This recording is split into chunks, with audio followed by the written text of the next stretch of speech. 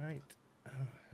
Keep this one short, this intro short. Welcome back to the Special Access podcast. In this always special episode, we welcome back Mike and Emlyn from SUFON to continue discussing one night in 1983 when a hell of a lot of people saw some strange things in the skies. So tonight we're here to stitch it all together. Welcome back, guys, and thank you for joining us again. Oh, yeah. So I'll pass it over to you, John.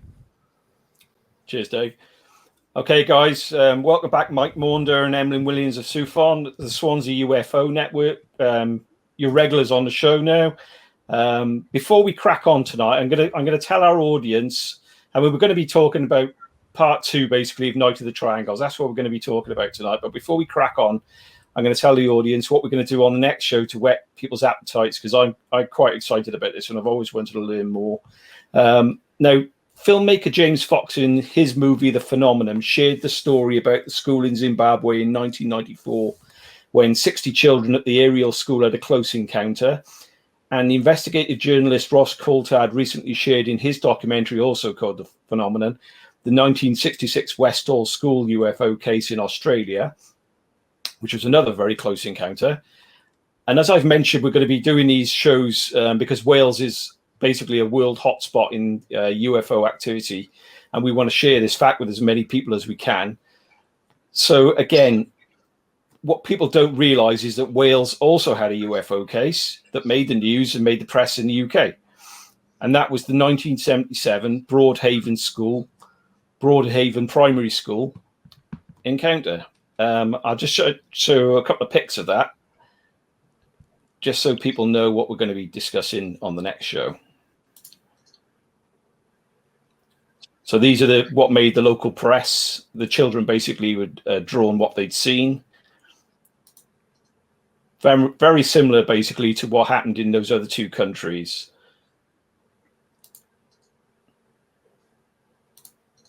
Okay, so that's what we're going to be doing on the next show. So I'm really looking forward to seeing that. So let's get back to tonight's topic, the Night of the Triangles. Back in June, we had the guys on and recorded the first part of this podcast.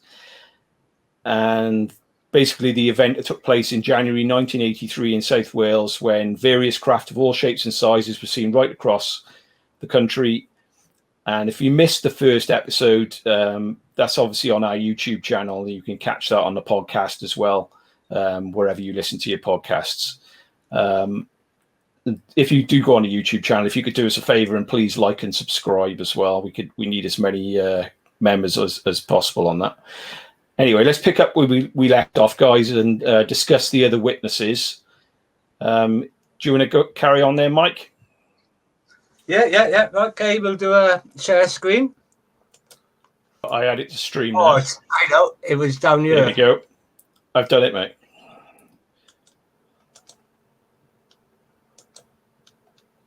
It's not coming up full screen here.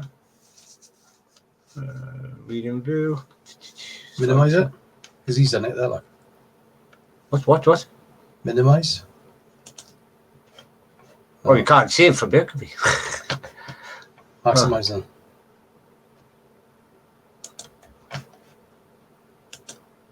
We can cut these bits anyway, can we, Dave? So it's not a problem. Yeah. Have you got that now? Yeah. Well, we can see it. Yeah, we can see that. And Do you need to go to view and then just make it, or is that where you want to be anyway on there? Well, I just thought it would be good to get it. Got it. What it says. Do you need us on the left-hand side? Because I can make it so that it's just. Well, we've got it full screen, so we can't see you at all. Like that. Yeah. So we just got the presentation up at the moment, just for the video. Can you see us? We okay with it like that, Dave? Or do you want us fine. on the left-hand side? No, this is good. Okay.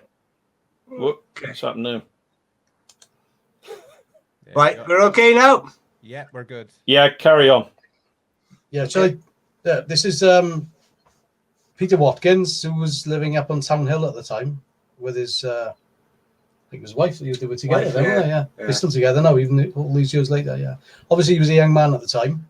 And this is Tyler Crescent in Town Hill, up above the city centre. And we met up with him just over a year ago, I think, and he explained what he saw when he came out of the house. I think it was when he got home from work, and he was just walking up the steps from the car. I think the footage itself is a bit affected by wind, so I've only just done about minutes clip, so he just briefly talks about it, But anyway, that's fine, mate. You carry on. Here we go. This was so low. I mean, it was just skimmed over the top of that house there, but in the distance. You remember there were 3 lights? Definitely. Was there one in the centre as well? No one. I just saw that triangle, one on each point. And that What was was it. off? I know it was a long time ago. I know. I thought, well, I don't know. I just said, what the hell is that? And I watched it. And I just, and I went in and told Claire, I mean, I wasn't that interested in UFO at that time, to be honest. And and I didn't say too much about it until I read it in the paper the following night, then in the Post, about how many people had seen it. So then, it was a UFO, and that's what it was described as. I believe you spoke to somebody in work, didn't you? Yes, that was many years after. It was quite a few years after. One of my managers, and he lived in the Lawn Last area, roundabout up there somewhere. And he said, I saw that when I was a child. I explained it to him. And he said, it went across the front of the house in Lawn Last. I don't know what direction it did. Sorry about the sound there. I thought it was a lot louder than it is. Yeah, That's so all right. there we are. So I could hear that. No problem. So that's another one of the witnesses, and he refers to somebody in work who also saw it. Lawn Last is up in Llansamlet, which is northeast of Swansea. Right. Not far up. I should be able to get this on the slideshow now, and it will work fine. Where are we? 28, huh? For 28. Yeah. So next one is right. There we go. This one is like the triangles, Kilvey Hill. Yeah, this is a reference to one of the MOD files that was released, which gives very basic information. Doesn't give personal information. It's all blacked out, as you know. And it just says that an observer located outdoors on Pentrwgethin Road, which is northwest of the city centre, described seeing an object 5 to 10 minutes moving slowly around a TV mast. Now, I'm presuming that it's Kilvey Hill because it's the only TV mast around Swansea. It was described as being one object split into 2 parts, 3 very bright flashing white lights at front and 3 at the back. Massive in size, oblong in shape, no sound or smell. Now that ties in with the 2 CID guys, the police officers, who described at the time 2 objects. We met up with them in the last 2 years, and they also described an huge oblong shaped object, bigger than 2 or 3 football fields in size. Wow. So it's all like in a way, it sort of corroborates on what they saw as well. Yeah. Yeah. And But we will be you say that's an MOD file. How do they actually, at the time, that people can't report these to the MOD anymore, can they? They don't take reportings anymore. But who did they used to report it to? It's the police usually. The police file a report and they pass it on to the MOD. Okay. That's how they got preserved then in the in the file, in the system. And this is how the CID guys, they obviously reported their own when they went back to their station. And did that go to the MOD as well? Yeah, that would have done. Yeah, because he told us that they radioed it in, and they were told by the radio control that they've had many members of the public ringing in with sightings at the same time. And the fact that they were 2 CID guys is quite good. They're quite good, good caliber witnesses. They are, Yeah, credible. Make the case credible. Yeah. One was a police sergeant and one was a police inspector. Did you speak to them together then, or was that a separate meeting you had with them? We went to the house they haven't seen each other for years, actually. And, they're quite elderly now. But yeah, we went to each of their houses to interview them separately. Did you video that, Emlyn? No, we didn't video it at the time. I took still photographs in one of the houses, which we've got on the website, I believe. But we will be. I've got an idea to film an interview, pick them both up in 2 separate cars, and film them in the cars, and then drive to the site where they saw they had the sighting from, and then they could meet up, and we could film them meeting up for the first time in years. Yeah. And then they could tell us together Talk about it. explain what it was. Well, we know the way this topic works. I mean, for some reason, people take seriously police, pilots, and military people. So this case will start to be taken seriously if we can get some video documentation of these guys being interviewed up. Really help the case, I would have thought. Yeah. We've got the contact details. It's just a matter of setting that up. There's a bit of a push at the moment for like ex-military, MOD, pilots to come forward and talk about their sightings, because they're very credible people to be interviewed and talk, because they obviously have sightings. Yeah, I think this has come from the TTSA and the Unidentified series, where basically that's the only type of witnesses they spoke to were military people or pilots. So that it seems to be that this has been carried on, and if you want to talk to credible people, it seems those are the people you need to seek out for some reason. I personally don't agree with that. A witness is a witness. Yeah. At the end of the day, I mean, you judge with your gut feeling when you listen to somebody, whether or not you think they're credible or not. And if things match up and there's other witnesses to what they've seen as well, and they've got photographic evidence, then everyone should be taken just as seriously, personally, Yeah. But about those 2 CID officers, we could talk about them again in a minute, because it's going to come up in the presentation. What's the next one we got? Next one is, that was the CID one, wasn't it? That's where it would have been. This is the map of where, to show you where in Swansea it was, Yeah. Well, no, that last one I just read out was let's have that minute. That was Pendergethin Road. Is this road? Is this road here? Perhaps it was the one. So somebody there was looking towards the TV mast, which would have been Kilvey Hill. Yes. And that corroborates. Okay. Can you see the cursor moving about? Yes. Yeah. Well, the CID guys, after interviewing them, because it was referred to in the Evening Posts at the time, and John Hanson quoted a press cut-in, which I'm not sure where he got that from. But because we actually spoke to them, they managed to tell us exactly where they were, and they were at the top of a street called Mysir Haf in Trachloin, which is this area here. Okay. Actually, Just the Evening Post is the local Swansea newspaper, is it? Yeah. So the 2 CID guys were here, exactly there, right? And they saw what they described as a huge rectangular object heading their direction, going this direction, and then it turned and went down that way towards the sea. Okay. And he did a sketch for us. I think we got sketches there. Yeah, we got the sketch here. We'll show that in a minute. Now, what's the next one you got there? Excellent. Another Kilvey Hill one. Yeah, there's somebody else who saw it over Kilvey Hill, about 550. This is another one from the MOD files I found. Over a period of 6 minutes, an observer located on the road Heol Talacoppa in Llansamlet reported seeing 2 objects travelling at a steady rate west to east from the DVLC in Morriston towards Kilvey Hill. One object was a large elongated shape with 2 pulsating white lights at the front and 2 yellowish steady lights on the rear. The second object was small and triangular with steady white lights. No sound or smell was associated with the sighting. Now, this could very well be the CID guys from their report, because it's in the MOD files.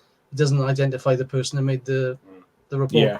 But Heol Talacoppa was actually where the CID guys were. They were at the junction of Mysir Haf and in the Talacoppa area, which is on the hill up above Trachloin. which is part of Llansamlet. Okay. The map there that we've got is just an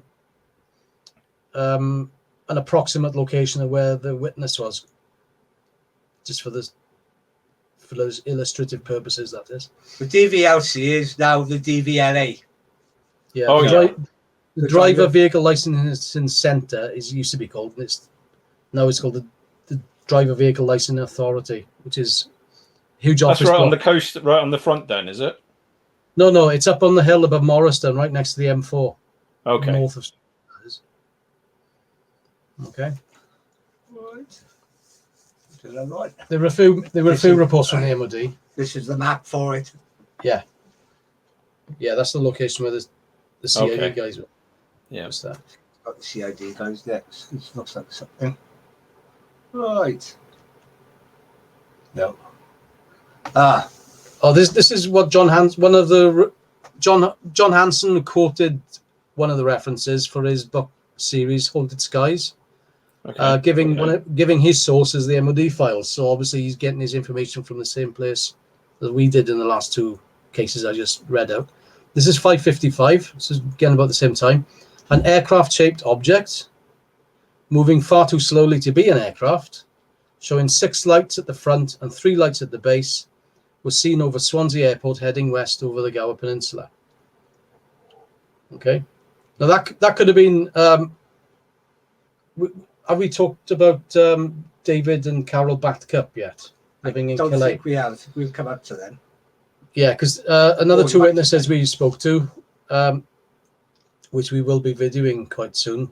At the time, only myself and Steve interviewed them in the house, and we made notes. Saw 2 objects going over Calais, which is west of Swansea, heading towards the Gower over I'm Swansea. putting this Airport. on screen, guys, because it's not. Yeah, I don't it's think probably for the it's best. good.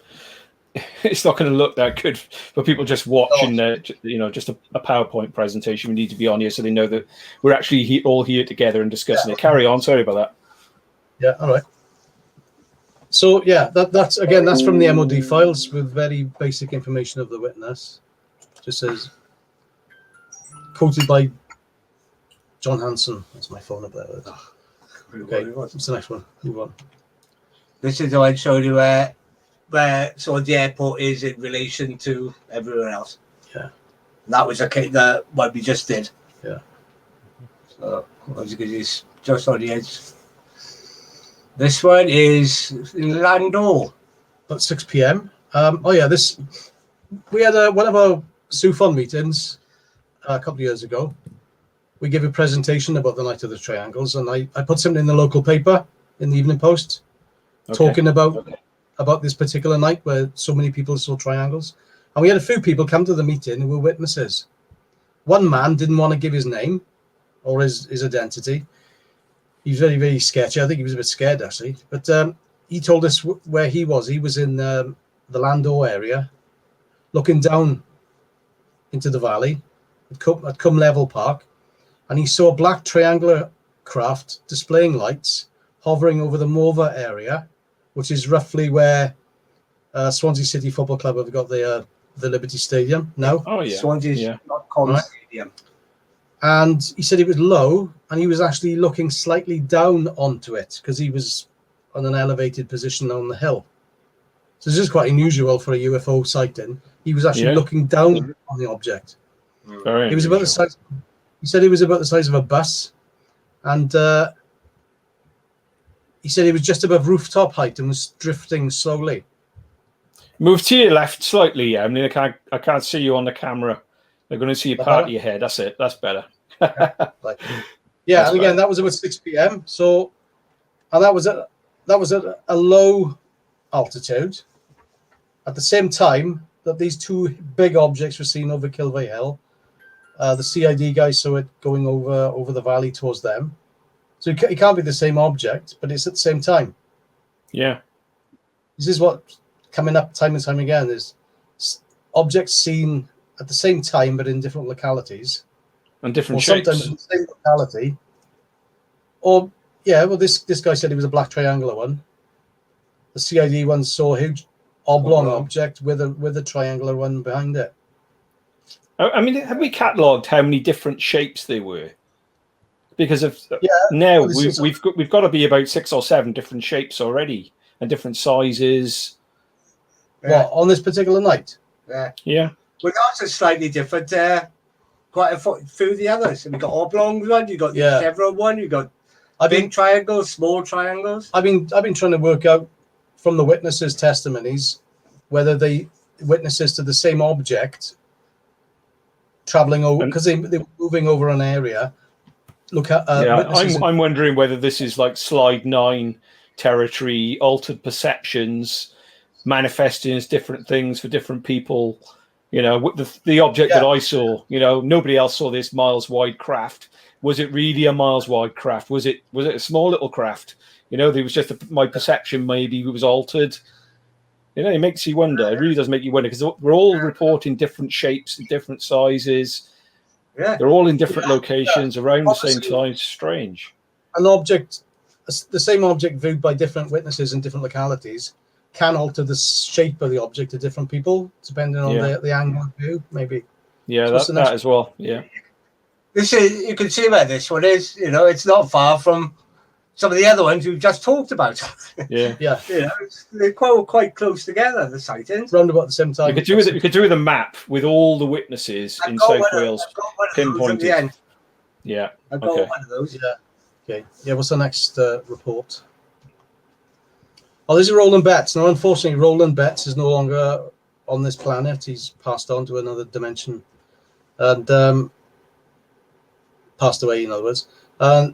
This is approximately 6 p.m. Now, he was living in Calais, Dunvant Road in Calais, Dunvant area, which is west of the city, and he just uncoupled his trailer. He was a lorry driver, and from his location in Dunvant Road, high up on a hill with a sweeping view over Swansea Bay, he said, "As I got out of my vehicle, I was attracted by a large area of stars that were blocked out.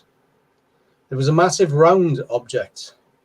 I would guess at approximately 10 to 20,000 feet in the air." So this one's pretty high up, this one is, compared to the last couple we've looked at.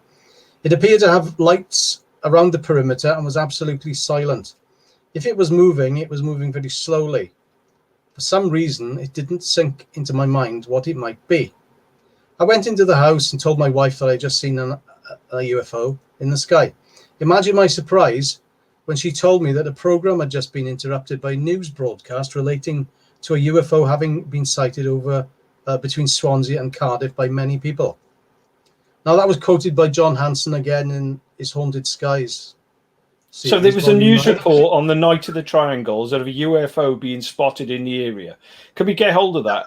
Has anyone ever got hold of that news report?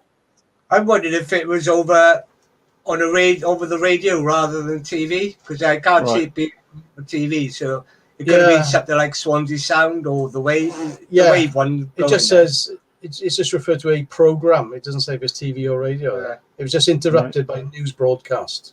But I got a feeling, if it's local, it's probably the radio, isn't it? Yeah. At that time. I got a feeling Swansea Sound. Every now and again they mentioned UFOs, and somebody did the UFOs. So it could well have been, you know, from that that program. Yeah. Trying to find the program is Steve Drewson tried to track down Roland Betts, and he found out that Roland died a few years ago. So we can't really check that one out. And this is the area where he was. Again, it's not far from Swansea Airport, where we've just been. Yeah. And his object that he saw was 10 to 20,000 feet in the air, round about 6 o'clock.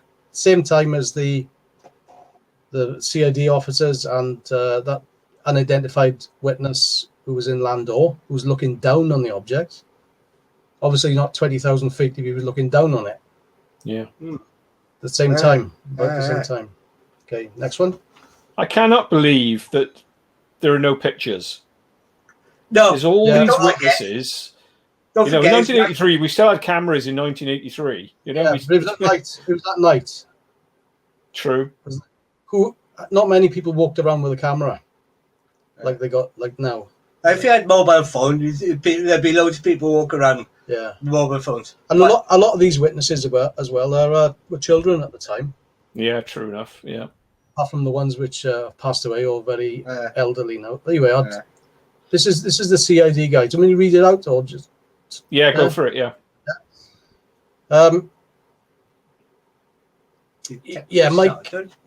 Mike Troke and Detective Sergeant Mike Troke and Detective. I'll make this a bit bigger. Give me a second. Yeah. Okay. Right. Yeah, Detective Sergeant Michael Troke and Detective Constable Gethin James. Okay. There'd been a spate of burglaries in the Trachlin area, and they'd gone to see a member of the public to take a statement.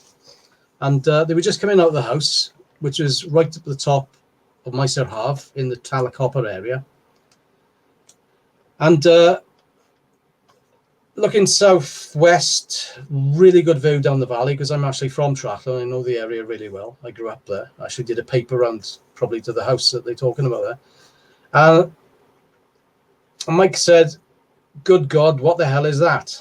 Gethin replied, "It's like 2 football pitches." To which Mike said, "It's like the whole length of Woodfield Street," which is the main street in Morriston, if you know it. Yeah.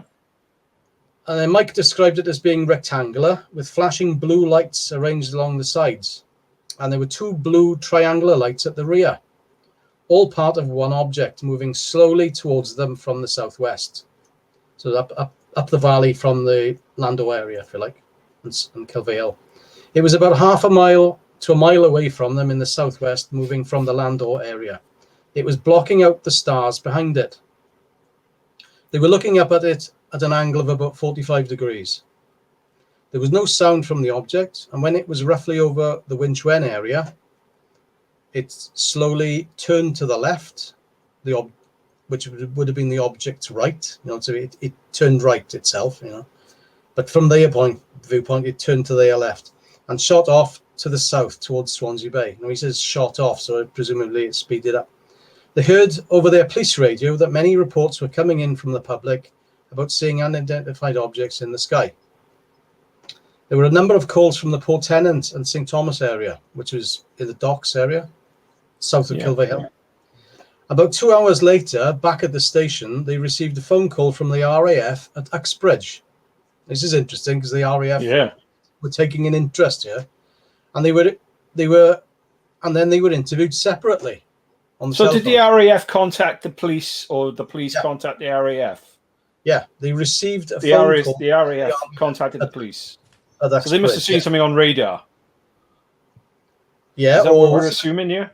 Possibly, yeah. Or they'd heard that the police had just phoned in that the 2 police officers had seen something. Maybe it was 2 hours later, so that it took 2 hours for the RAF to find out that the 2 CID guys saw it. They were asked the same prepared questions, such as description, size, what did it do, etc. This is what Mike Trope told me and Steve when we went to see him. Before we put this up on our website, that little nugget of information wasn't made public. Yeah, it wasn't in the Haunted Sky series. It wasn't in the Evening Post references that we found. This is the first time I've heard about this. I didn't know the RAF had got involved. Yeah, I'd actually forgotten that bit.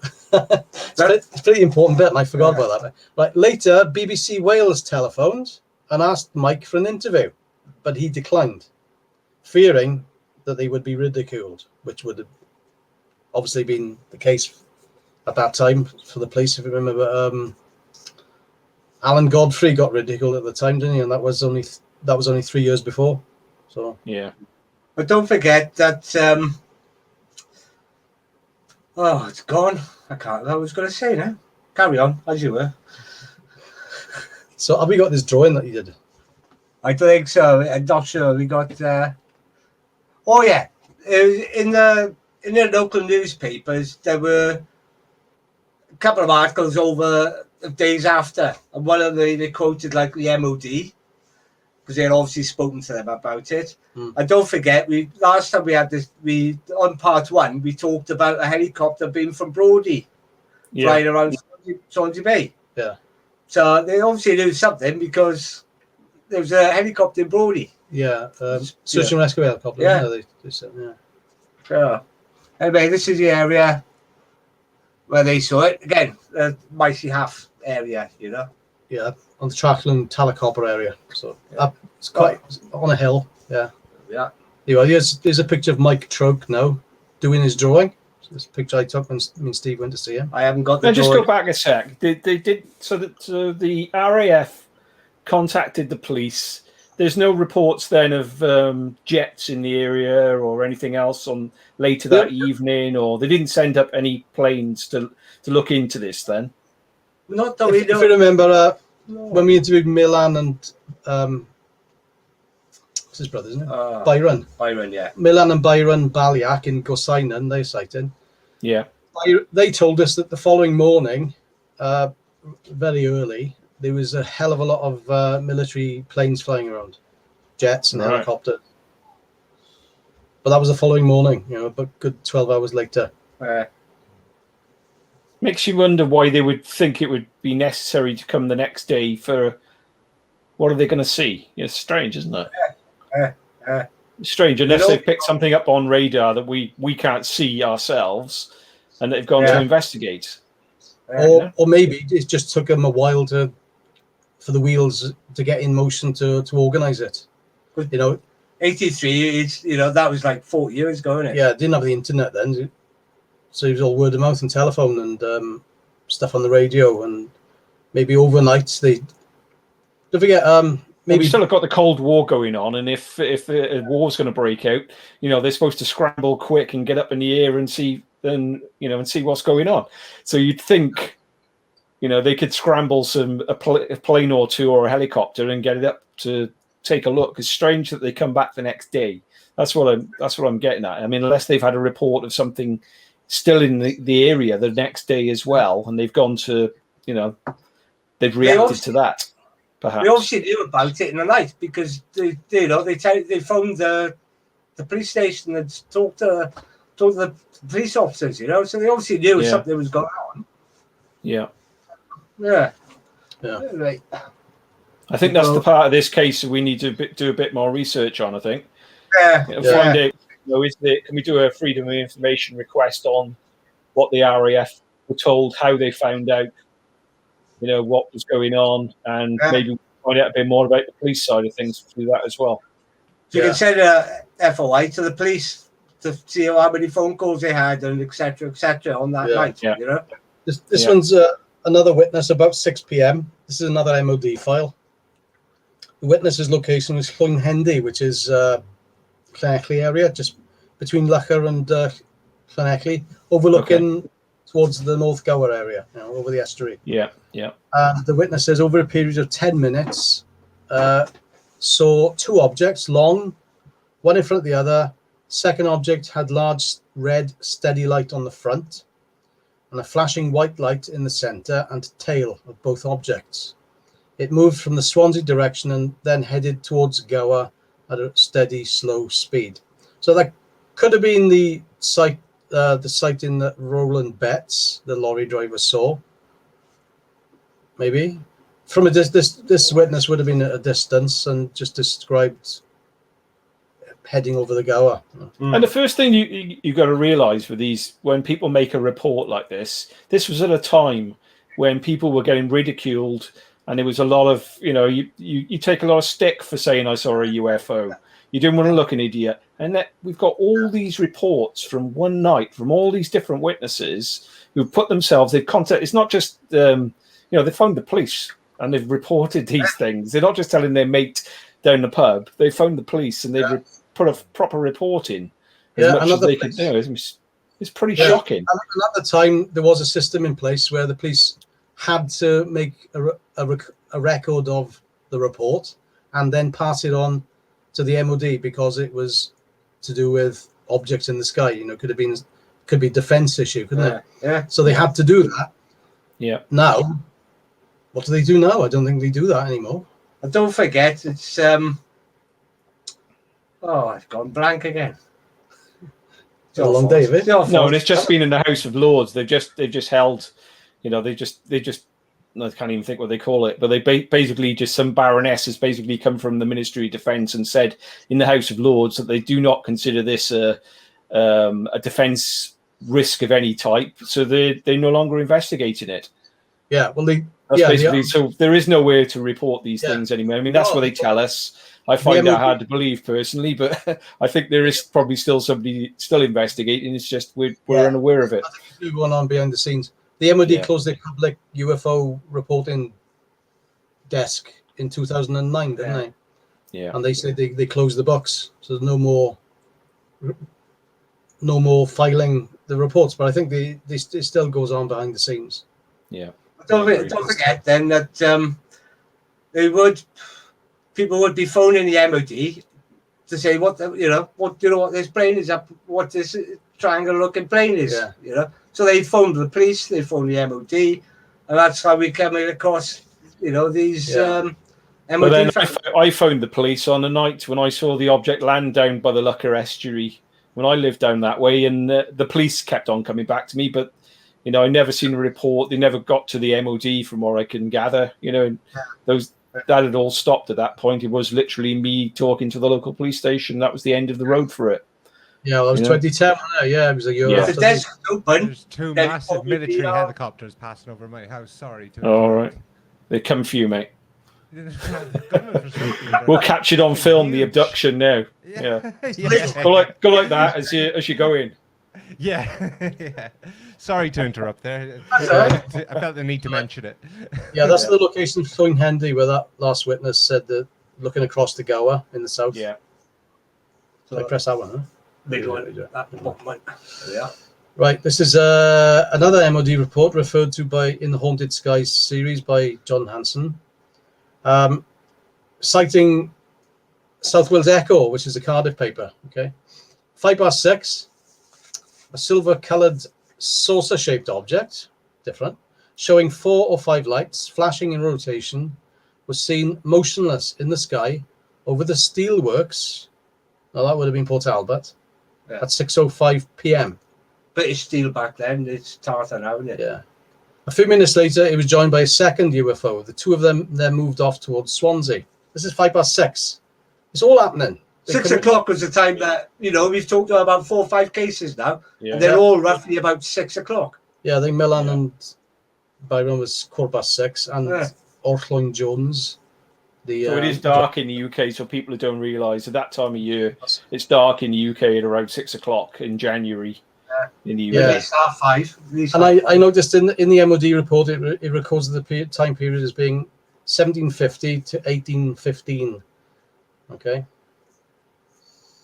So that was referred to in the South Wales Echo as well. So this is the area of the steelworks. Yeah.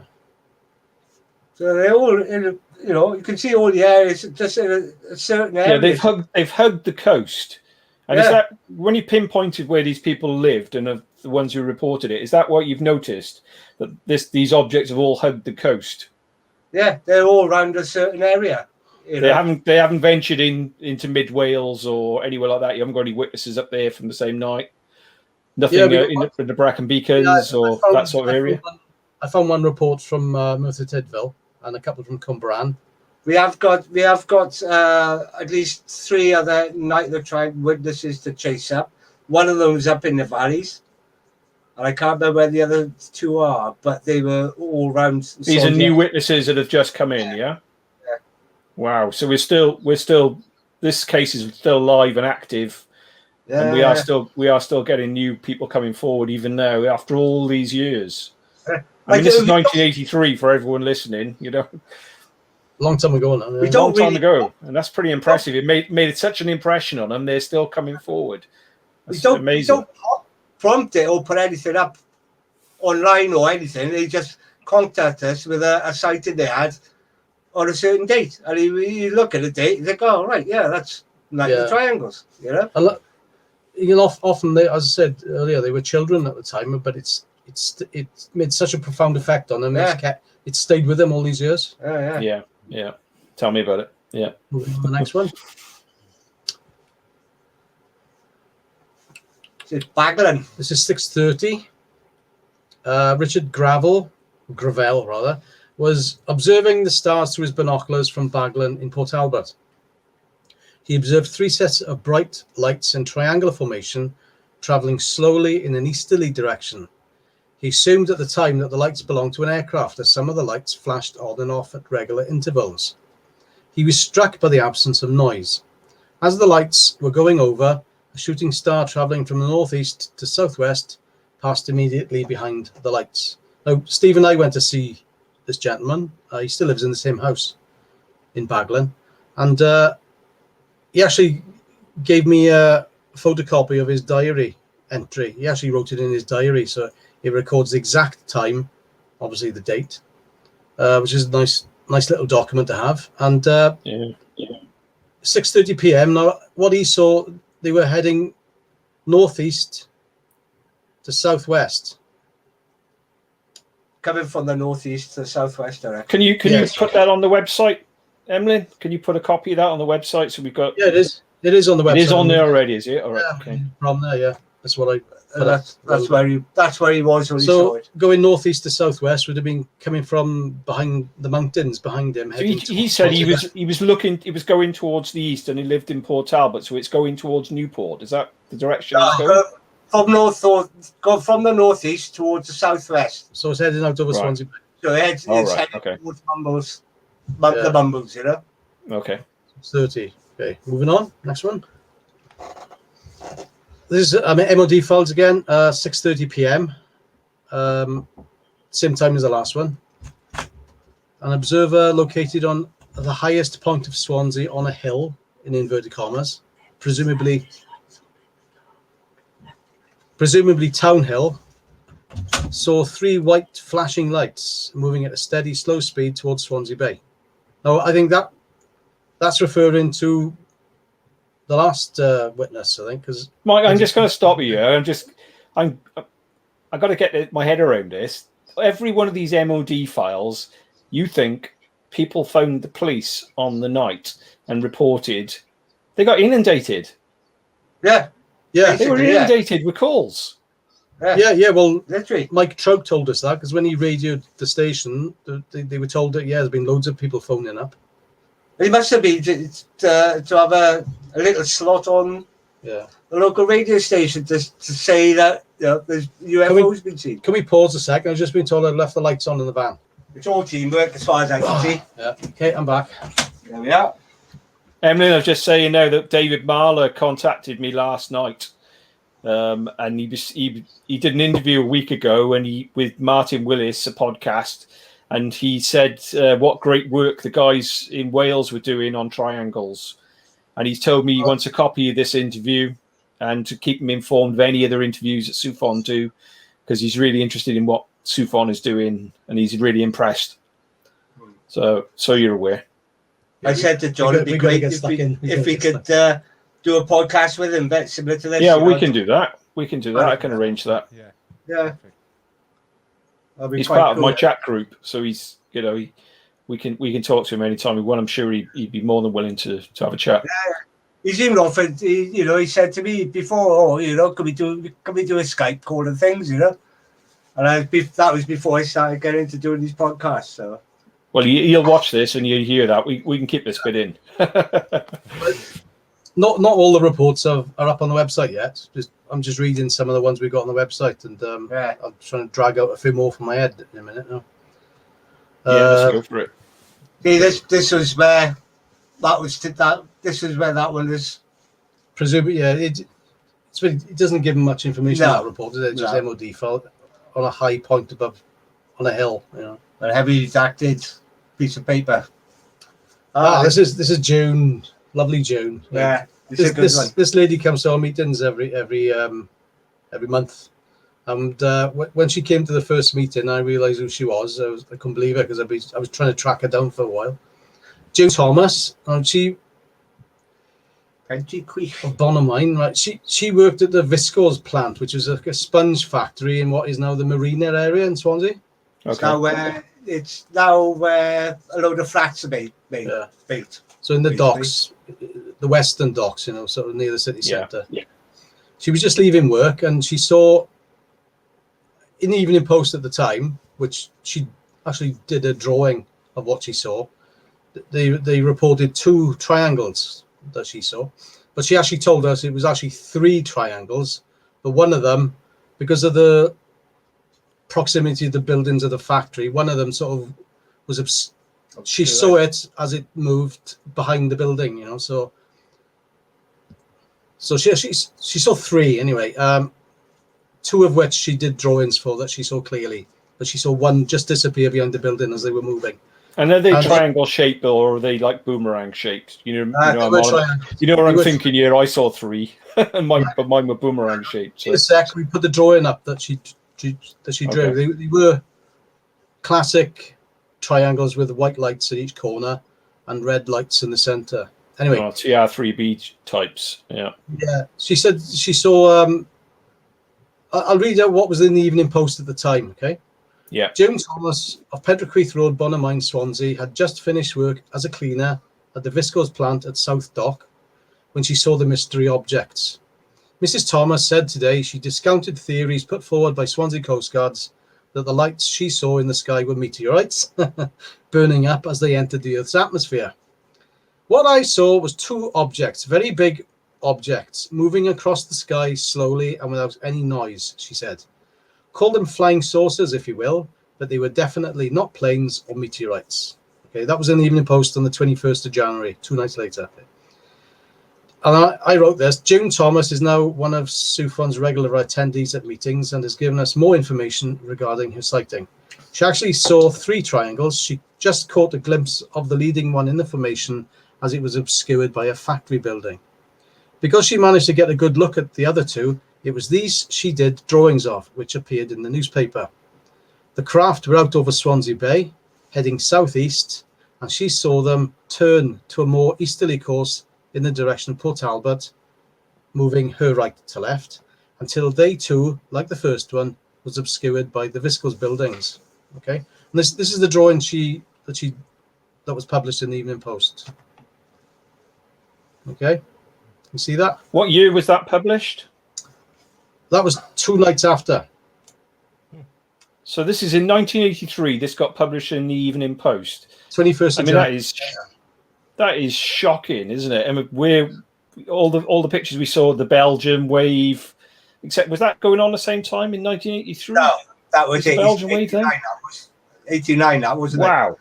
No, which is quite interesting. 91. It's quite interesting because we had a wave of triangles in 83. There was another one in 86, and that we had a few reports here, as well as that was in England. 17th of March, 86. Yeah, and then that was with England as well. And then you got the Belgian wave then, which is in 91, is it? So you got 3 waves.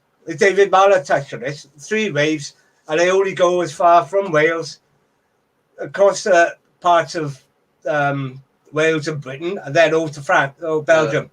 And there's been no other waves since. Yeah, there was the 1983 one that we're talking about tonight. There was another one in March, 17th of March 1986, and they were both poo-pooed, and they tried to explain both of them away as Vulcan bombers being refueled at altitude. That's why people saw these 2 triangular objects in close proximity, but it obviously weren't Vulcan bombers because they were very, very. Some of them were very, very low altitude with no sound whatsoever, and they were massively noisy Vulcan bombers. From anyone that ever saw one, I saw one, and huge noise came from them. Yeah, the only jets I know of that could hover was the Harrier jump jet. So these. That's right. They make a hell of a lot of noise, but right. Remember we give a interview on a BBC radio program called the Unexplainers. Yes, yeah. And typical BBC, all media really, they tried to give the opposite side of the argument by getting some, in inverted commas, an expert, and they had what was it, an aeronautics engineer said, oh yeah, at that time, 1983, the RAF were experimenting with airships, blimps. And one of those flying over with 1 light at the front and 2 at the back would give the impression of it being triangular. Oh, God. Conveniently left. Is this person related to Mick West?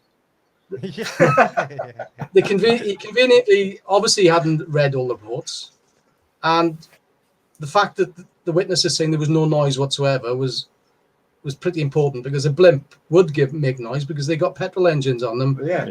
Make That's a, right. a loud to drive the propeller. And you wouldn't be find one of those over lower rooftops, would you? Orchland You had Jones, to. he said it was like literally inches over the house opposite. It went over, and it was triangular in shape. And Same as what Natalie said.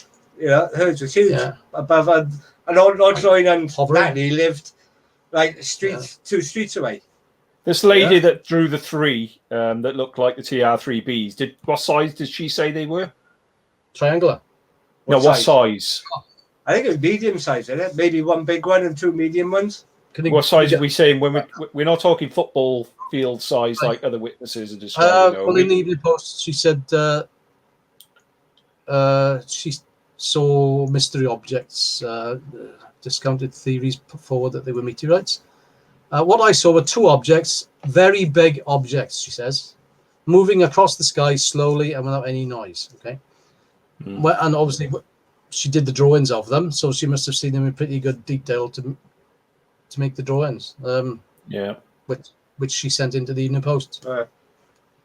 Which it is. And they're almost identical to every TR3B type picture I've ever seen. I mean, sometimes they got one big light in the middle. And this is 1983. Yeah. This is 1983. I mean, my God. Mhm. Yeah. You're right. Don't forget Dave. Natalie. Natalie also said she saw the big, like, opaque lights, a big circular thing in the middle. Like a stadium of lights. Yeah. But you look at June's drawings, and you haven't got that big round thing in the middle. You've got these two or three other smaller ones on the inside of it. Yeah. If you look at the map now, you'll see her location now. So maybe she was looking at the front of one of them. Is that what you're thinking? And they got an appendage sticking down. If she was thinking it was like a stadium of light at the, maybe it was the front of the craft. She was seeing a triangle. And that shows where she was. This is where June was. And the building would have been directly in front of her. So she said they were out over the base, so they would have been at a low altitude, I think, because if they were very, very high, the building wouldn't obscure them that easily, would they? But if they down low. We got quite a few reports of them going over Swansea Bay. The one in Bishopston, he saw it going over, and it was heading towards the Swansea Bay area. And that caused, I think we talked about that last time, didn't we? Yeah. It caused a blackout, power failure in the area where he lived, in Bishopston, which is this area here. Now he saw the three bluey white lights heading off that direction. Okay. Yeah.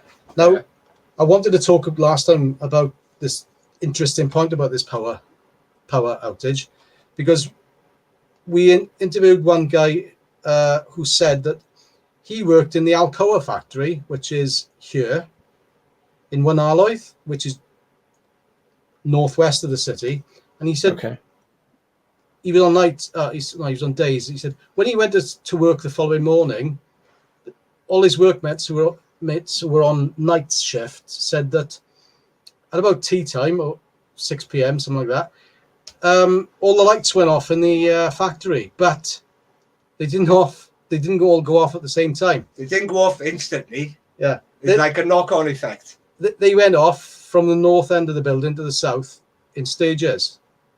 That's weird. Which to me suggests that something was flying over slowly and knocking them out, knocking the electric off as it went over. Then once it had gone over, it's sort of like it came on. As it went off in like stages. I don't know if it came close encounters type effect that we see in that movie. Same thing. Very cinematic. Yeah. Wow. I just can't get over this case. I am blown away by this case. Yeah, this is Rita Bradley. Yeah, I've been trying to get hold of her. I went to her house, knocked the door, and they said no, she don't live here. But I've spoken to her daughter, and she does live there. Anyway,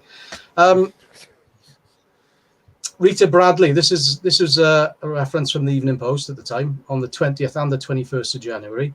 Says Rita Bradley of Finsbury Terrace, Bryn Mill, which is not that far from the city centre, to the west. Yeah. She said, I saw two triangular objects close together with lots of white lights towards Town Hill. I can hardly believe it. Carol Batcup of Araran, Dunvant. Now, it was her husband who worked at the Alcoa plant who told us about the lights going off. Anyway, she said, I saw an object bigger than a jumbo jet over Killay, but moving too slowly to be an aircraft. It had flashing lights at the front and back. John Owens of St Catherine's Road, Baglan, saw the lights in the sky above Porthcawl. He said, what I saw was about 600 feet from the ground, huge in size, and did not have any engine noise. Not like any civil or military aircraft I know. Besides, it was only moving at about 30 miles per hour, far too slow for an aircraft. I cannot really say what it was. It was certainly phenomenal. I'll come back to him in a minute, okay? Another witness... I just make this point about a lot of people say that they see lights in the sky, and then you get the debunkers coming on and when they're watching the video and saying, those are aircraft lights. You can tell they're aircraft lights. It's because that they've got the lights that come on at the same time each time, and they're aircraft. I've seen these plenty of times, and in fact I filmed them about a week or so ago, and I put a video up, and I had the debunkers then saying they got aircraft lights, and the aircraft lights come on. I watched this for over 15 minutes and filmed it for 15 minutes. They were only just over here, and it took 15 minutes to get over my house. I watched the next day, and I filmed helicopters, small planes, and jumbo jets going over. The longest they took was 2 minutes to cover the same distance. This when they've got these flashing lights, it doesn't mean they had commercial aircraft or helicopters, or because these things mimic what we've got in the sky. They hide themselves by making us think that they are aircraft. Yeah. Or sometimes, as John Owens said, that they weren't aircraft. They obviously weren't. Anyway, exactly. I'll go back to John Owens, who had the sighting from Porthcawl. I'll talk about him in a minute. But the next one referred to in this Evening Post article at the time says, Peter Trotman of Bryn Cerdyn Road, Newton, Mumbles, said he was astonished to hear the claim that the sighting was meteorites. And Mr. Kenneth Needles of Verdi Road, Port Talbot, said he was also sure the UFOs were objects of some kind. Mr. Needles, who was in the RAF during the war, said, to be honest, I have no idea what the UFOs were, but they can't have been aircraft, right? He's ex-RAF, right? Now, this John Owens, Steve rang John Owens up. We managed to get his number from somewhere. This guy contacted SUFON, did he, Emily? No. We contacted him. Right. I think I went on. I managed to get his phone number from somewhere in the library or something. So Steve rang him up. And I was with Steve when he rang him, and I made notes. This John Owens didn't want to be interviewed on camera, but he told us the full story, which I've written it all up. He was at Porthcawl rugby field, the rugby club. He'd gone there early to see a game with his son, I believe. He was standing there when this object went over the rugby field at about 600 foot up. And he says there it was huge in size, did not have any engine noise, and not like any civil or military aircraft I know. Okay. Peter Trotman, the one from Newton in Mumbles, Steve managed to track him down. He's a local councillor, Peter Trotman is. And Steve wrote up a report, a statement from his... Apparently, Peter Trotman was at home in the garden in Newton, Mumbles. And his wife was with him as well. So there's two of them saw it. And interesting thing about the Kenneth Needles of Verdi Road, Port Talbot. He said he was ex-RAF. He's probably no longer with us. I think Steve might have tried to find him without success. So he's probably passed away. He was in the RAF during the war, so he very old. He'd be in his 90s today. If he was ex-RAF in '83, then he'd 83 passed by now. Yeah, he would have been in his 60s, I reckon, at that time. So I don't know what. But a credible witness because he's RAF and he's. I have no idea what the UFOs were, but they can't have been aircraft. So and this is a good reference. This is the area again, around quite close to a lot of other sightings. Yeah, that's where Rita Bradley was. Bryn Mill. And don't forget June. June saw hers was just over here as well. Yeah. But Rita Bradley said she saw us over Town Hill. Ah, right. So it was over here. there, that area. So she was looking that way, but Yeah. maybe they moved from there down to the bay. You see where you've got the red dot there in the middle, and there's like a triangle around it. That seems to be a pretty intense area of all the sightings. Yeah. That particular area seems Well, there's a lot of people very living. intense. There's a lot of people living there to see it as well, isn't there? Yeah. So Yeah. statistically, it would have been seen by more people. There's more people living there. But what is that? What sort of distance are we talking about with that triangle size there? Are we talking like a mile by a mile by a mile? What sort of distance? Sorry, what? How do you mean? What sort of distances? You see the red dot, and you've got like a triangle shape with roads around it. What sort of size is that? About a mile, yeah, mile Wow. square. About a mile from also in Natalie's Mark Weymouth as well, as the crow flies. You know. Yeah. There's quite a few. Peter Watkins all was on around Town that Hill as area. well. Yeah. Peter Watkins up Town Hill. Right, the next reference we've got is this is from our files. This is the husband of somebody who comes to our meetings regularly, and he was walking his dog in Clydach, which is a fair way up the valley from the city centre, and he looked up into the clear sky to see 3 lights, one red and the other 2 green, arranged in a triangle with a dark space between them, over the Mond Nickel Works, which is a big factory which is still there now in the centre of Clydach. He did not see a body to it, but could see no stars in the space either. So that refers to, they were like 3 objects with a light on, with a space in between. There was 3 lights on the same object, and it blocked out the stars. Black, isn't it? That's been referred to a few times, isn't it? Yeah. It seemed to be motionless, but was drifting slowly towards Morriston in the southwest. The only time we got for that is early evening, so your guess is as good as mine. But it's another reference to somebody on that night who saw one object, he said. Yeah. And that's the area that he saw his. No, no, it's not. I don't know where you got that from. No, Clydach. Yeah. I actually know Clydach well, believe it or not. That's it's not the Clydach you know, probably. No, it is with the Mond. Yeah, I know. Oh, the right, Mond. okay. I know the There's pub, another- the Mond, well. Yeah. All right, there's a Clydach Vale in the Rhondda, and there's a Clydach over by Abergavenny, isn't there? So the Clydach we referred to as this area here, right up the valley. Yeah. That's fantastic, that is. Yeah, that's me putting the wrong one in. I know that. Oh, I need to sort that out. Anyway, it says there's no reference for that, is it? It just says Forest Park. No, that's near you, Dave, isn't it? Forest Park. Forest Fowler? Yeah. No. Oh, don't Forest think so, Park's no. in Swansea. Yeah, Oh, Forest is it? Fowler's Alright. near me. Yeah. It's not far from that's right. Tesco Extra. The Tesco's Extra there now. Anyway.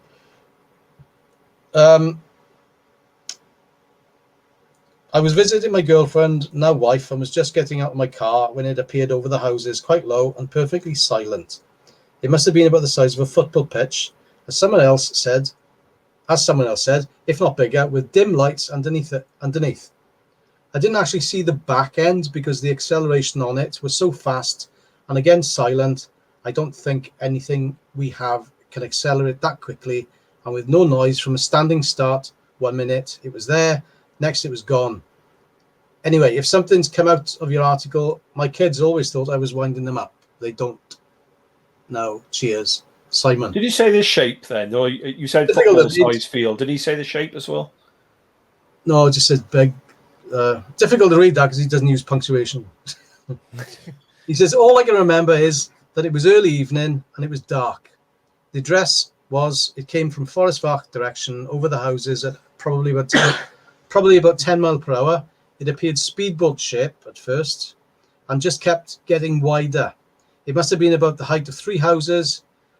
Couldn't tell how long it was, as never saw the rear. It accelerated so fast in the direction of roughly Morrison Hospital. So So it he's was going- a football size field size, and it was the height of 3 houses thickness. Yeah, and he said Oh my there God. was someone else on the street, a man with a baby, but he just grabbed the child and ran into the house. one of the houses. Yeah, I spoke to this Simon. He said he first saw like a dark point coming over the house. It's like a speedboat, the bow of a speedboat. That's what he referred to. He just came over a house, and then he just shot away. So he was moving slowly, and then it shot away from a standing start 1 minute, and it was gone the next. That sounds like a wedge-shaped craft. Yeah. If you saw a wedge-shaped craft coming to you head on. Dim lights underneath. I'm gonna whiz past this next map because I've put it in the wrong place. This one, That's Porthcawl, that is. yeah, I got Porthcawl down So there. It's nowhere near Porthcawl, Say Porthcawl. so I just whiz past. These are so credible, aren't they? You think people, if they're going to make up "I saw a UFO," they would come out with "I saw a disc," "I saw a traditional shape object." None of these are traditional. None of these sizes are traditional sizes. Yeah. That Simon, he came forward to us with that report. Yeah. Yeah. Like that, this map is where it is, so you can see whereabouts it was. Yeah. Oh, we've done that one, haven't we? John Owen, yeah, the bottom one. Yeah. Oh, this one. Oh, this is a good one. Now then, this is I got this from the South Wales Evening Post on the 21st of January. Okay, 2 nights later, and it was referred to again on the 27th of January, where they had a follow-up article. Now, this is the evening. William Rich and his son at home in Llandow Castle, Cowbridge. Sounds grand, but Llandow Castle was actually a block of flats. Oh, it was a big house split up into separate flats. Okay, it wasn't actually like a council block. It was like a big old house called Llandow Castle in the Vale of Glamorgan, right near Cowbridge.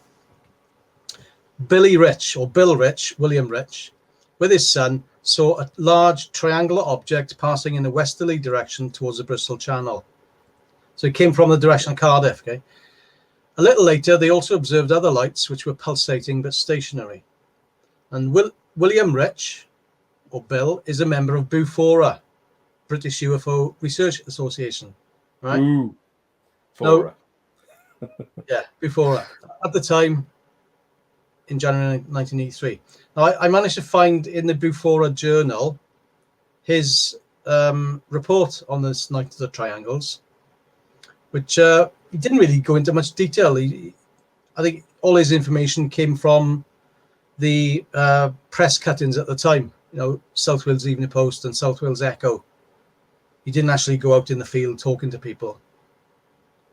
Okay. This shows where. But that was heading towards The Bristol. actual castle there. Yeah. Yeah, that was going from Cardiff to Swansea. What time was that? Did that happen? Evening. It just says evening because it was in Yeah. the Evening Post. Okay. Also in that area, Llantwit Major, there was a rugby game going on with like 15-year-olds, and one of the coach stopped the game because this huge triangular-shaped object went over the pitch. Oh, you're joking. And are you telling me all the players saw this or just the coach? Yeah, all the players, they stopped the game. Now that was in Llantwit Major, They all saw it. just below Oh my God. where Bill Rich was living. Okay. Atlantic Major is just round there. Did we So talk they would about have been on a Cardiff? floodlit pitch if they were outside and it's in the evening. Yeah, it was dark. It was January, wasn't it? So Yeah. no, we didn't talk about Cardiff last time, did we? No. Yeah, we're coming on to that now because the South Wales Echo. Emily, can you just go back to that one a sec? You just blown me away there. You're telling me that there would have been 2 teams of 15, 30 people. There would have probably been public family watching these young lads playing as well. So there'd have been all those watching and probably seen this as well. Yeah. And we're talking 45, 50 odd people just at that game then that witnessed because the game was stopped. The news article mentions the name of the coach, and I tried to track him down. Oh, we've got to follow this up. Yeah. Yeah, apparently he's moved to North Devon, and I'm still trying to track him. We tried to track him down, didn't we? When we went down to Cornwall to that conference. Yeah. But, He's still around, apparently. He must have been quite young then, I think. But anyway, go back to Cardiff. This is the article that was in the South Wales Echo. Carol Griffiths was travelling in a car with her husband and a doctor. They were giving the doctor a lift home. They all work with the NHS, I think. They were travelling through Llandaff and saw this huge. She did the drawing there that's in the paper, and she saw this huge object moving, covered it, huge white lights underneath. Now, I found an article written by Jenny Randalls, who interviewed Carol for the Bufora Journal. Yeah. And she refers to it in one of her books as well. Now, Carol says, which wasn't included in the newspaper article, that as they stopped the car and got out by Llandaff playing fields and by the tennis courts, she said. And this thing went over, and she said it was as if everything stopped. It all went quiet.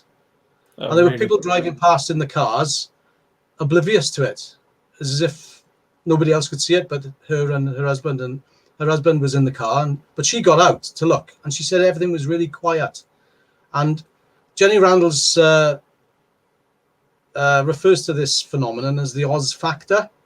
Yeah, where we've discussed this quite before, often, haven't we? Yeah. Yeah, quite often witnesses would would be in like a separate bubble, if you like, from the rest So of the that's world. the third witness that has described this as well. So I'm one of those, obviously, that's described. You remember similar. last time we were talking about Natalie Bowden? Natalie, yeah.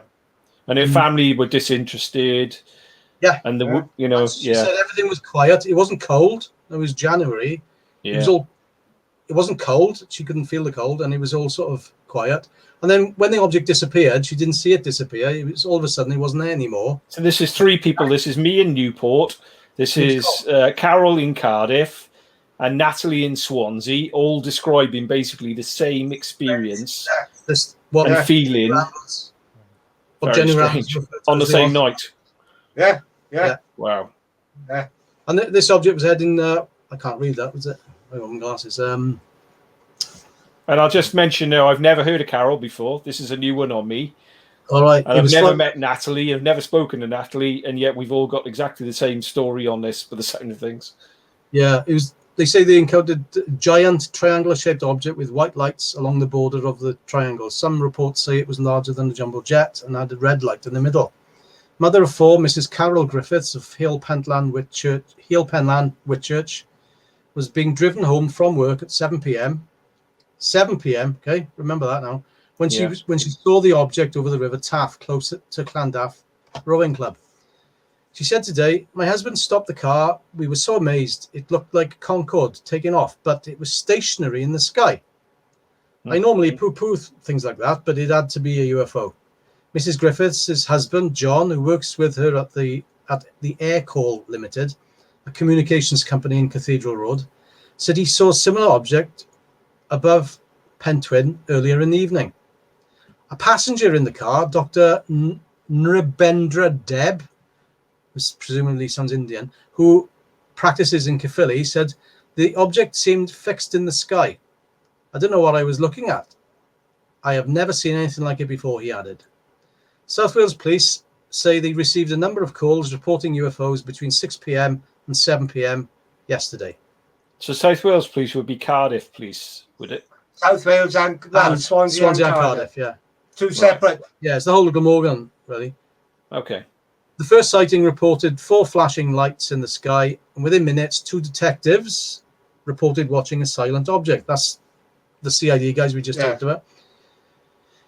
A silent object, triangular in shape, drifting west over Swansea, even though one of them said it was rectangular. Anyway, they said it was flying at 1,000 feet with 3 lights, 2 of which were pulsating. It was followed by a smaller, similar object.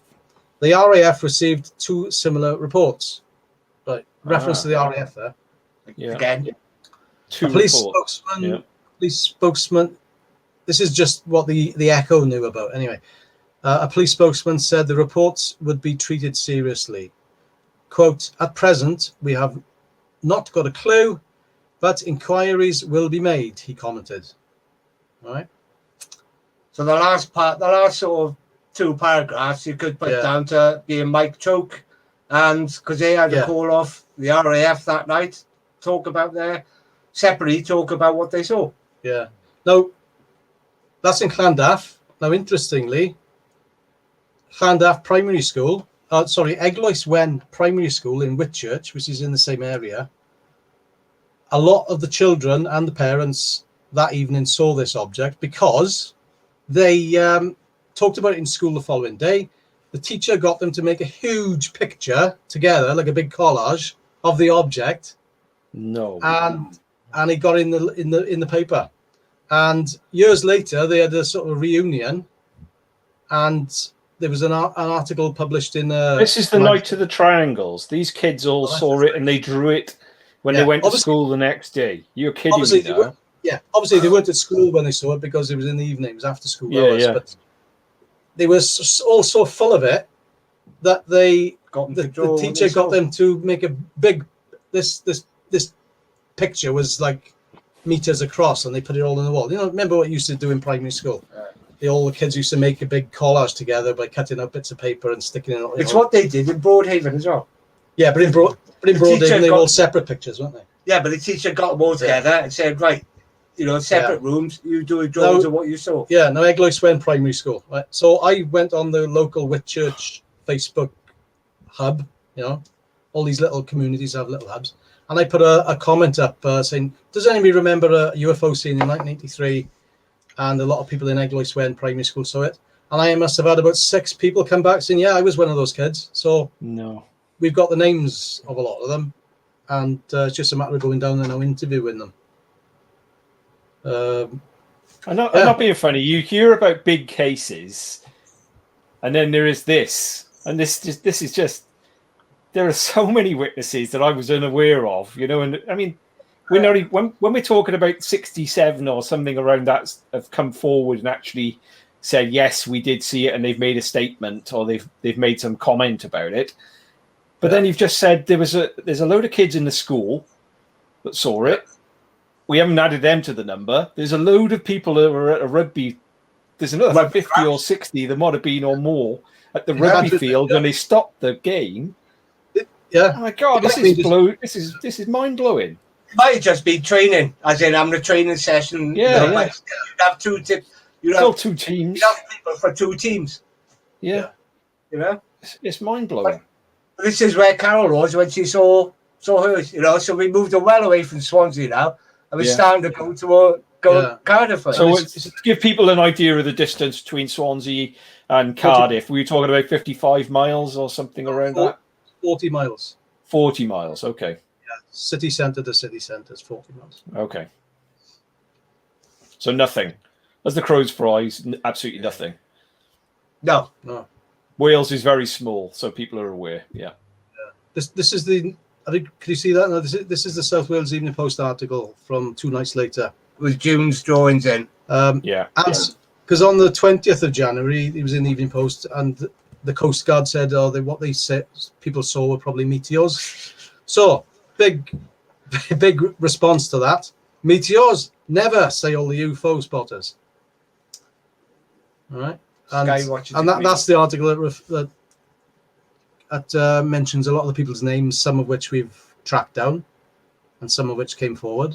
So this case got onto the local radio. It got into the local press. Did it make it onto the Welsh news, the BBC Welsh News, or the ITV News? Difficult to. Well, if you remember, Roland Betts, his wife, said that they'd interrupted a news item on a program. A program had been interrupted to say that. Well, we don't know whether that was radio or TV. I'd say that's more like radio. Probably radio, yeah. And this is massive, isn't it? I mean, I am blown away.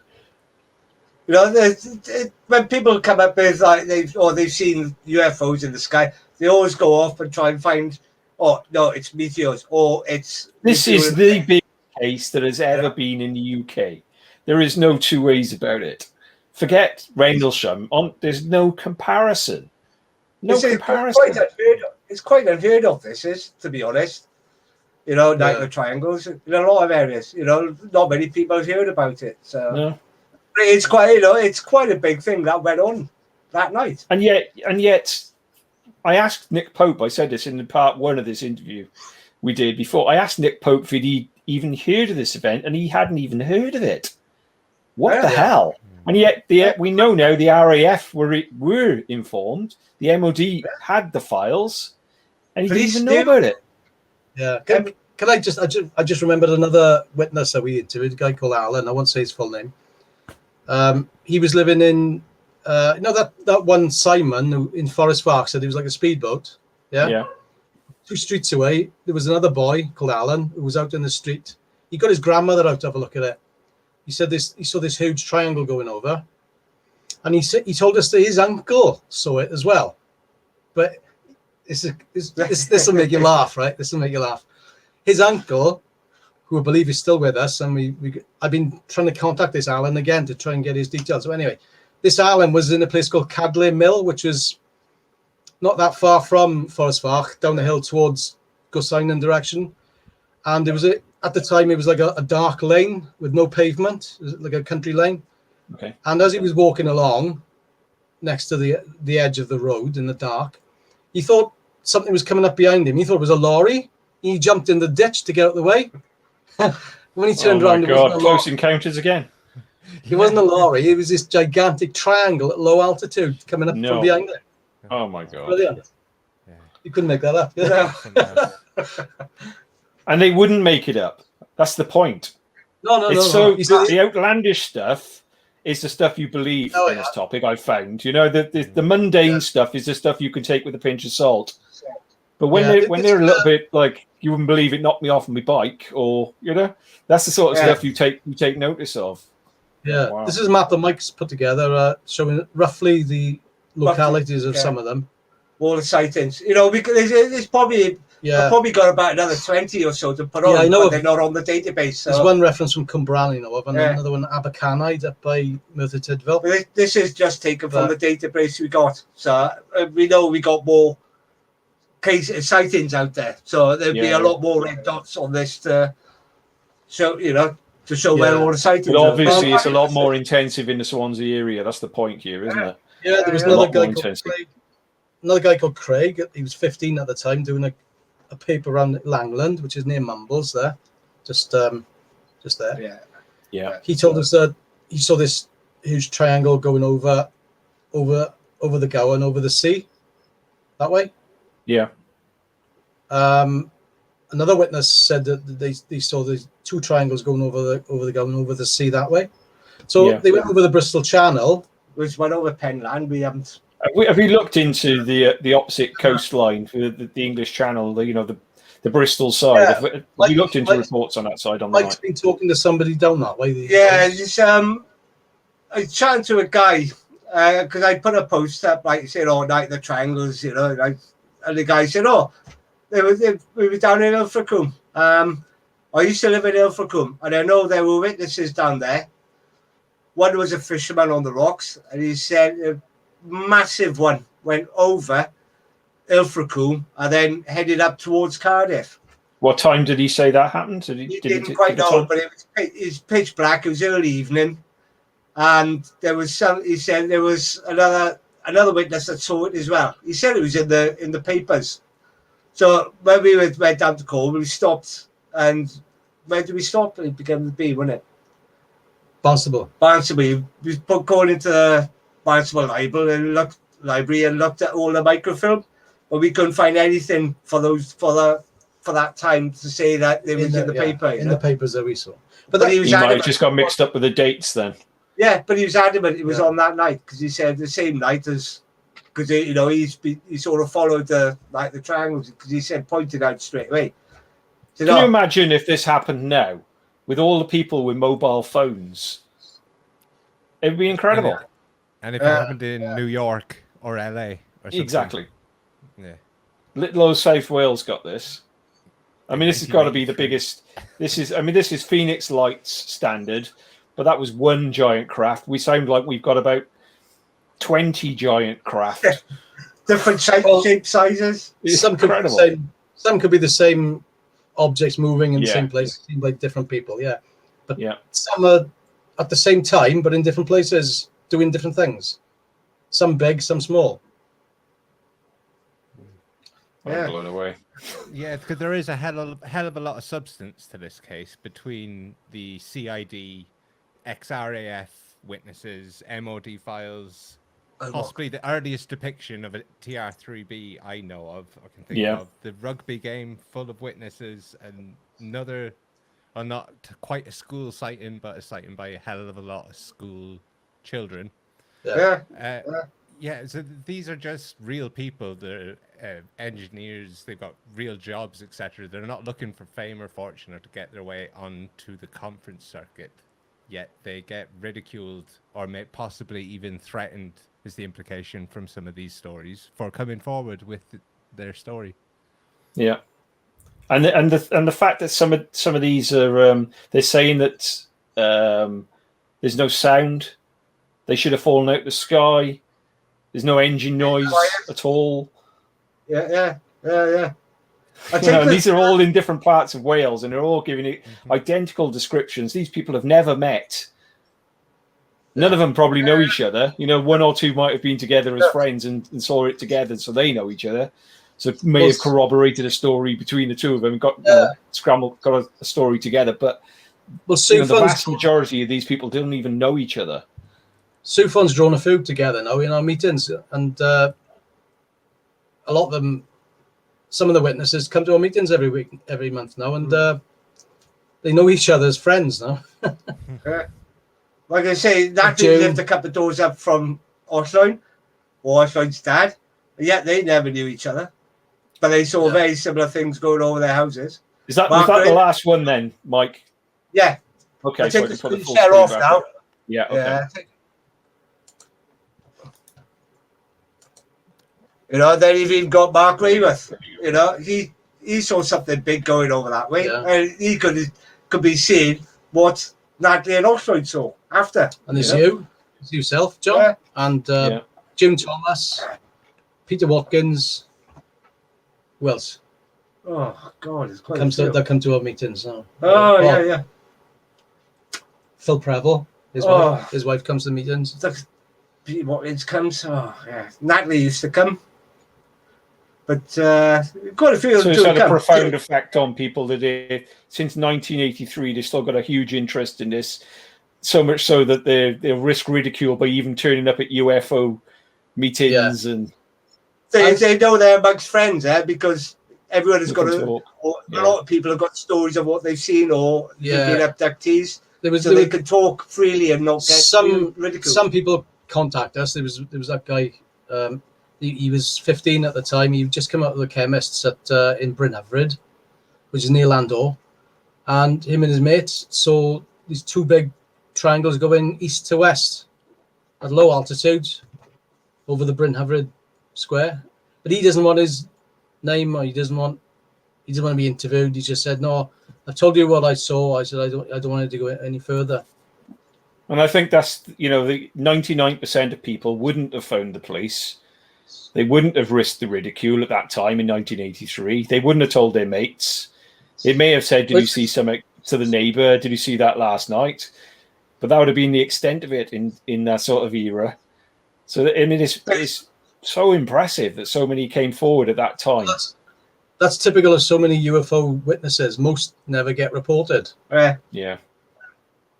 One, who do you report it to? Two, I don't want to report it, they make fun of me. We could do with this being a movie. And then I can imagine if we said there was going to be a movie about this, can you imagine how many people would suddenly come out of the woodwork and say, "Well, actually, I saw that as well." And you might get some pictures. You never know. I mean, there were cameras around. So we've put stuff in the local paper about, like, for instance, that we're having a meeting to talk about the night of the triangles. Well, Simon Matthews got in touch then, didn't he? Yeah. He said he was sitting. Is it Simon Matthews? He saw it in the Evening Post. Yeah, he was sitting on his coffee over his keyboard. He was having his tea, and he had the Evening Post, or came up on the South Wales Online. And he spat his tea out because he said, "Oh my God, there's my sighting. They've even got a name for it." That's Simon. Yeah, the only problem with that, though, is because there were other people that said it wasn't a triangle. They said they saw different shapes. So they'll be thinking it's not the same case. Oh, because they're talking about triangles. That's the only problem with giving it a name. Night. That's the only issue with that, isn't it? But it makes sense because most people did see triangular shapes. I get why you did that. What helped a lot of people remember it? Oh yeah, it was in the Evening Post the following night. There was a picture of it. That's June Thomas's drawing of the two triangles. Yeah. It's a mental thing that imprinted on people's memory. Yeah, I saw that. It was in the paper. It was a drawing of it. So many people have told us that, which is good, really, because it's definite. That date is what the sighting was then. You know what I mean? It ties it was in the paper a couple of days afterwards, and you just go, okay. So you know then that they are a night of the triangles witness. Not, you know, it wasn't on a different night at that time because it's so long ago. How do you remember? Yeah. But it was in the paper the following day. You know, that's. But it's like the guy with the who saw it, looking down at it. That was where the Liberty Stadium is now. That area. Yeah. He came and he was like quite cagey. But he sort of like he was the one that came to the our meeting that night, and for the relief of because he's blurted it all out sort of thing. Yeah, it's like going to the confessional, isn't it? When you finally give over your UFO story to somebody because you don't want to be ridiculed. You're hoping that they're not going to smirk and start giggling. And, I said to him, can I have your name? I need contact details. He said, no, I'm not getting. No, he said, I'm not telling. I just told you what I saw. A bit like those two boys. That bloke who said he was with his mate. There were two boys at the time. He didn't want to go any further. He just wanted to tell us what he saw, and that's it. You know, he got the information. But it's like getting a release for them because they've held it in for so long. They've not really told anybody. Like this guy who turned up, he never told anyone. You know, he got there, and it was a relief for him to blurt it out, get rid of it, and then once he did his bit, then he went. He didn't stay. Yeah. He just went. We've also got Deborah Brooks. Yeah. This came out just by chance. We were having a sky watch down Southgate on the Gower a couple months back, and I put something up on Facebook to advertise it, and two people we didn't know came, husband and wife, Deborah and I can't remember his name, and we were just sitting there on the bench looking at the sky, and she was talking about. I said to her, "Have you had any sightings?" She said, "Oh yeah, it was one night I was with some friends. I was only about 15." No, she didn't say the date. She didn't say the age at the time. Hang on a minute. No, she said, "Yeah, we saw this thing in Morriston, wasn't it, Plas Mal, and this big triangle went over." I went, "All right, how old are you then?" And she said, "Oh, 15." I said, "How old are you now?" And she says an age, and I said, "We deduced it down to was what that it was." 1983 being? She said, "Yeah, what? Yeah, it was 15. It was 83." I said, "What part of the year was it? Was it cold?" It was pretty cold. It was in the winter, I think. And she said, did she say he was in the paper the following day or something? I can't remember, but it was quite funny because she was talking. We were looking at each other, going, "Hang on, this sounds very familiar." I said, "Oh my God, you're the night of the triangles witness," and she said, "Synchronicities, don't you love them?" God. She had never heard of this, and it turns out she was with a friend called Sue, who's still around, and two other friends who passed away, unfortunately. And they were hanging around, like teenagers used to do.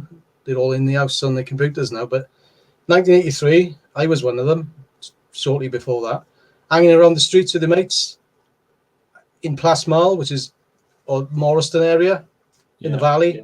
And this thing went over, quiet. It was completely silent.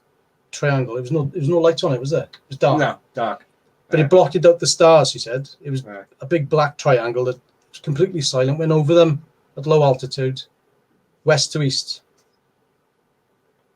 So that's something else we've got to witness. We've got to she's actually interview her properly and video it, hopefully. Yeah. Oh, marvelous. Right, guys, I think we'll wrap this up. Can you tell our listeners where they can get in contact with SUFON? Facebook, Swansea UFO Network. It's called page. We've got a website. All the contact details are on there. www.sufon.co.uk. Where you can also submit a sighting that you've had via Facebook or submissions on the website. And plus, we've also got a WhatsApp as well, so people could send stuff via WhatsApp. It's all on the website. Brilliant. So, On Facebook. like I said earlier, we're going to be doing the Broadhaven school case soon. So get to work on that, Mike. Get your file going. Yeah. Really looking forward to that one. And we can keep doing the me updates too, on me this too. as we're going forward. We can, if we get new witnesses and you get a new statement, we can always slot it into anything we're currently doing, so we can keep people, abreast of what's going on. So brilliant. Thank you again. And I'm really looking forward to the next one. Surprising It's how what, long mate? it took. Surprising how long it took. Like nearly 4 hours worth of talking about one night. You It's know? incredible. Surprising, really. Yeah, there's more to say. Yeah. Egg Lois wedding thing, I haven't written that up yet. I got more time now, so I'll get onto it. And this Egg Lois wedding primary school in Cardiff is a really interesting thing. Yeah. I got a photograph of the picture that they made somewhere. Brilliant. Dig that. Looking forward to seeing that next time as well. Okay, guys, so we'll call that a wrap. Sound. We'll do a part Thank you, 3. guys. Yeah. Well, I love it. I think this is never going to end. I got a feeling this is one of them ones that's never going to end. Brilliant. That's Nice one, guys. Yeah, excellent one. Thank you very much for having us. Talk to you later. No problem. Thank you for being here. This Thank was- you for your time. So much appreciated. Thank you. Definitely.